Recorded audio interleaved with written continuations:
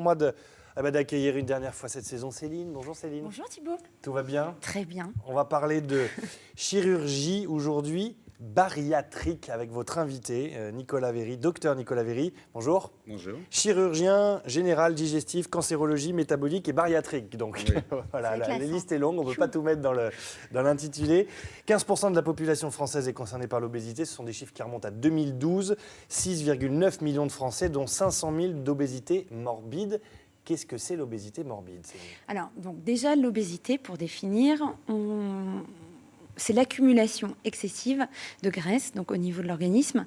On va la calculer, on va calculer l'indice de masse corporelle qu'on trouve en fait dans tous les sites internet, qui va permettre de définir en fait un groupe de patients obèses et notamment là d'obésité morbide lorsque l'indice de masse corporelle dépasse les 40.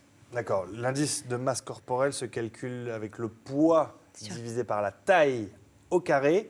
Ça donne un chiffre qu'on peut facilement mesurer pour savoir dans quelle tranche on se trouve. Si on est au-dessus de 40...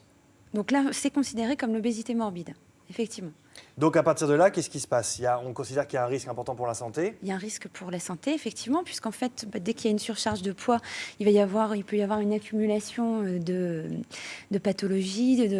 Ça va augmenter le facteur de risque cardiovasculaire, ça risque Diabète, voilà. hypertension, tout ce genre de choses. Et puis des problèmes aussi articulaires pour ces patients-là. Et puis pour certaines patientes plus jeunes, des problèmes de fertilité, donc pour des jeunes femmes. Et puis pour des patients un peu plus vieux, ça s'est apparu sur des études qui remontent maintenant à 2007-2008, un facteur de risque important pour le cancer colorectal et le cancer gynécologique. Alors ça, c'est assez nouveau, c'est assez récent comme... Ça a été prouvé de façon assez récente. Ouais. Ça a été prouvé dans les grands journaux internationaux et c'est ce qui fait que maintenant la chirurgie bariatrique, si vous voulez, a toute sa place dans l'arsenal thérapeutique de la prise en charge des obèses. Alors la chirurgie bariatrique, justement, on va en parler avec vous, c'est une des techniques d'intervention pour essayer de limiter, de réduire, voire de prévenir aussi cette obésité. En quoi ça consiste? On parle de 3 grosses étapes importantes, 3 types de techniques différentes pour pouvoir intervenir sur un ou une patiente. Alors, si vous voulez, il y a 3 grands types de chirurgie, si vous voulez, mais dans le concept, il n'y a que 2 concepts. Le premier concept, c'est ce qu'on appelle restrictif, c'est-à-dire diminuer la taille, on va dire, de l'estomac, si vous voulez, par quelque moyen que ce soit. Donc, le plus connu et le plus ancien des moyens, c'est ce qu'on appelait l'anneau, qui cercle l'estomac, et donc on se retrouve avec un estomac beaucoup plus petit pour manger. Donc là, il n'y a pas d'incision ou de quoi que ce soit des organes à l'intérieur. Il n'y a pas d'incision de l'estomac. Voilà, on met un anneau autour de l'estomac pour réduire son volume. Exactement, on resserre l'estomac, et donc ça fait un effet entonnoir, si vous voulez. Donc on ne peut pas manger en quantité autant qu'on veut. Donc ça c'est la technique la plus courante, la plus répandue? C'est la plus ancienne, et effectivement c'est la plus répandue, parce que dans toutes les chirurgies bariatriques, dans tous ces types de chirurgie, on retrouve ce phénomène restrictif. Donc ça passe par un moment ou un autre, réduire la taille de l'estomac. Efficacité?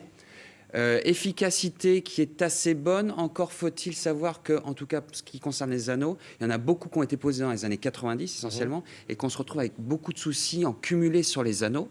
Ça reste une bonne indication, mais pas pour tous les patients obèses. Donc vraiment, ça doit être pesé, le poids et le compte doit être pesé, sachant que les chirurgies bariatriques, et quelle que soit la chirurgie, est une chirurgie qu'on doit faire à vie et doit avoir à vie.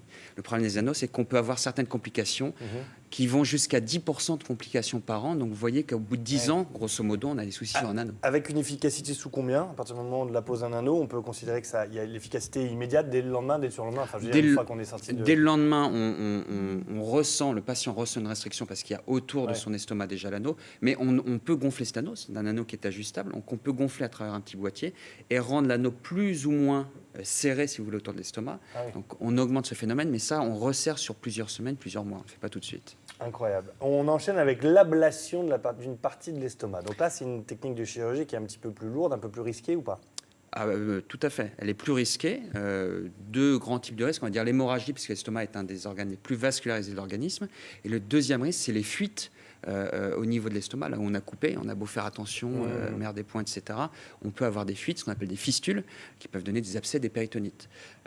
Cette technique qui s'appelle la sleeve gastrectomie. Sleeve en anglais, ça veut dire manchon, manchette. En fait, on rend l'estomac comme un tube, tout fin. Et donc, on enlève la grosse poche de l'estomac, si vous voulez. Et c'est la dernière intervention de tout l'arsenal thérapeutique qu'on a. C'est une intervention qu'on pratique depuis un peu moins de 10 ans et sur lequel on a un recul dans les études qui sont à peu près de 6 ans. D'accord. Est-ce que l'estomac, une fois qu'il a été réduit, peut reprendre sa forme initiale, peut se déformer de nouveau ou pas? Alors, l'estomac ne repousse pas. Ça, D'accord. souvent, les patients demandent est-ce que ça repousse, docteur, etc. Ouais. L'estomac ne repousse pas. Par contre, bien évidemment, c'est un organe plastique. Il faut s'imaginer que c'est comme un ballon. Donc, Ouais. si vous le remplissez d'eau, le ballon se distend plus ou moins. Très Donc, bien. effectivement, il peut se modifier. Alors la dernière, et il ne nous reste plus que 2 minutes pour l'expliquer, elle est assez incroyable, celle-là, c'est la dérivation de nourriture. C'est-à-dire qu'on pose un système où la nourriture arrive dans l'estomac, mais n'est pas totalement On change le assimilée, circuit, tout à fait. On change le circuit, on déconnecte Ça, c'est une incroyable. partie de l'estomac. Ouais. Donc on ne l'enlève pas, on le déconnecte. On laisse une petite poche gastrique, un petit estomac.